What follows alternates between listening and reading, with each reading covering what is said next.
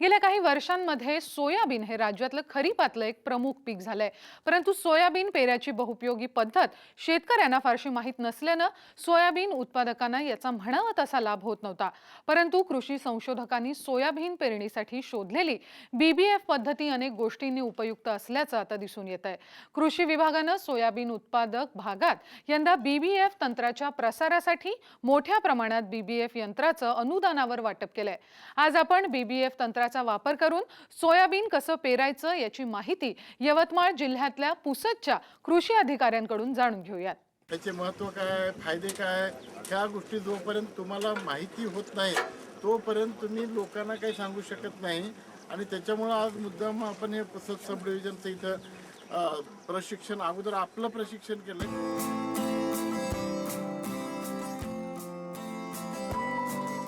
यवतमाळचे जिल्हा अधीक्षक कृषी अधिकारी DI गायकवाड आपल्या सगळ्या सहकाऱ्यांना बीबीएफ यंत्राचं प्रात्यक्षिक दाखवतायत. यंदा राज्य सरकारचा कृषी विभाग सोयाबीनची बीबीएफ पद्धतीनं पेरणी करण्यासाठी अत्यंत आग्रही आहे. बीबीएफ म्हणजे रुंद सरी वरंबा पद्धतीनं सोयाबीनचा पेरा केला तर त्याचे अनेक फायदे आहेत. उपविभागीय कृषी अधिकारी KN वानखेडेंनी बीबीएफ यंत्राचे फायदे सांगितले. या ठिकाणी आपण प्रात्यक्षिक या ठिकाणी दाखवलेलं आहे. जो वरंबा आहे त्या वरंब्यामध्ये जास्तीत जास्त या पाण्याचं संधारण होतं. म्हणजे कमी पाऊस जर पडला तर वरंब्यामधील जे काही ओलावा आहे त्यावर पीक तगतं. आणि जर पाऊस जास्त झाला तर या सरीमधनं जास्तीचा पाऊस ते जास्तीचं पाणी बाहेर जातं. म्हणजे दोन्ही परिस्थितीमध्ये सरी वरंबा फायदेशीर आहे. एक तर कमी पावसाच्या परिस्थितीमध्ये सुद्धा आणि जादा पावसाच्या परिस्थितीमध्ये सुद्धा.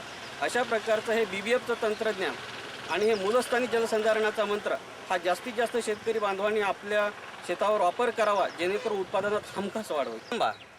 आणि सरी जर पाऊस कमी पडला तरी या वरंब्यामध्ये पाण्याचा ओलावा टिकून राहतो आणि पिकाला ते तग धरते. आणि जास्त पाऊस जर झाला या सरीमधनं बाहेर जातो आणि तेव्हासुद्धा पिकाला सुद्धा चांगल्या पद्धतीनं या ठिकाणी फायदा होतो. एकंदरीत पाऊस कमी असो किंवा जास्त असो, सरी वरंब्याची ही पद्धत अत्यंत क्रांतिकारी अशा प्रकारची आणि शेतकऱ्यांसाठी वरदानदायी आहे. त्यामुळे माझं समस्त शेतकरी बांधवांना एक या ठिकाणी आव्हान आहे आणि विनंती आहे की ह्या सरी वरंबा यंत्राच्या माध्यमातून मूलस्थानी जलसंधारणाचा अवलंब करून पिकाची पेरणी करावी, जेणेकरून आपल्या पिकाच्या उत्पादनामध्ये हमखास वाढ होईल. आज आपण जर सोयाबीनची टंचाई हा जर मुद्दा गृहीत धरला तर या यंत्राच्या माध्यमातून होणारी बचत ही एकरी 8 किलो बियाण्याची बचत होते.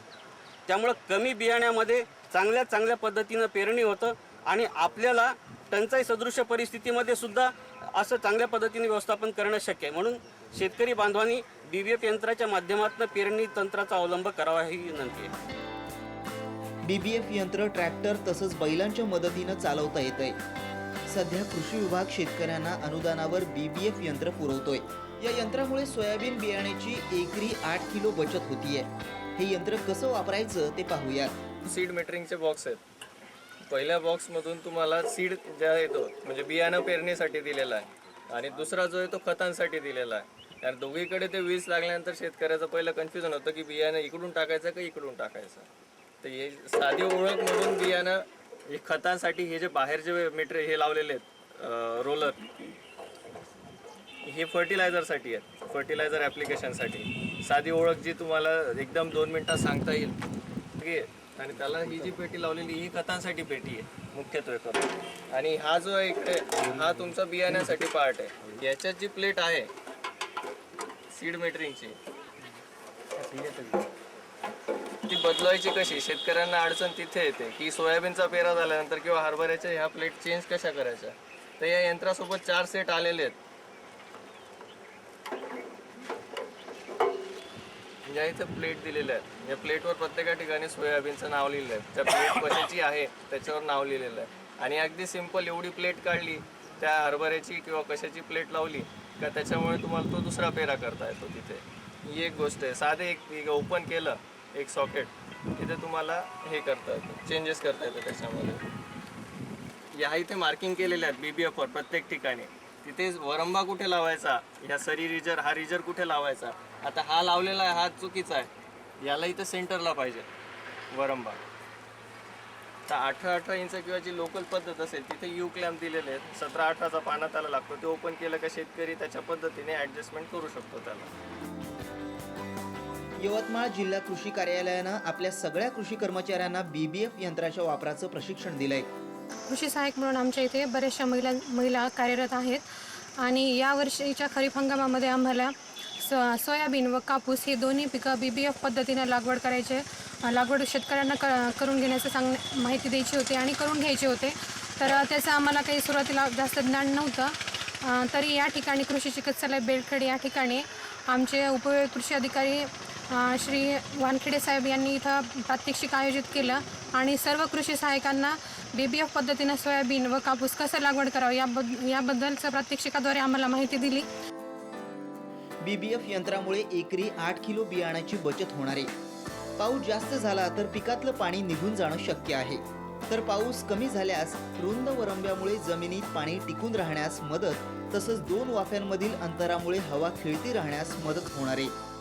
तसंच अंतर मशागत करणं देखील सोपं राहणार आहे. या गोष्टींची माहिती घेऊन सज्ज झालेले कृषी कर्मचारी आता गावोगावी शेतकऱ्यांना हे तंत्र पटवून सांगतायत.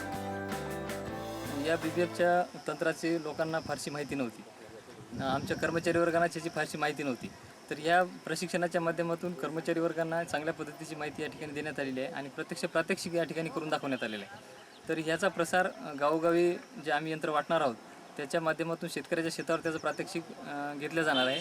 आणि यावर्षी पाऊसमान मुळातच कमी आहे आणि पाऊस उशिरा आलेला आहे. त्यामुळे याचा फायदा निश्चित शेतकऱ्यांना होणार आहे. किती अंतरावर पेरणी करायला पाहिजे, किती 2 रोपामध्ये अंतर कसं, प्रत्येक बियाण्याचं, अशा प्रकारे सगळी सविस्तर माहिती या ठिकाणी मिळाल्यामुळं निश्चितच हे तंत्रज्ञान आपल्याला माहीत झाल्यामुळे तेवढ्या आत्मविश्वासानं आपण शेतकऱ्यांपर्यंत जाऊन माझं कार्यक्षेत्र जे खंडाळा सर्कल आहे त्यामध्ये आम्ही यावर्षी उपविभागीय कृषी अधिकारी वानखेडे साहेबांच्या मार्गदर्शनाखाली 300 हेक्टर कमीत कमी BBFवर लागवड करण्याचं यावर्षीचं आमचं लक्ष्यांक आम्ही ठेवलेलं आहे. निश्चितपणानं आमच्या कार्यक्षेत्रामध्ये जास्तीत जास्त सोयाबीन तथा कापूस या BBF रुंद सरी वाफ्यावर या यंत्राच्या सहाय्यानं आम्ही लागवड करण्याच्या दृष्टिकोनातून निश्चित प्रयत्न करणार आहोत.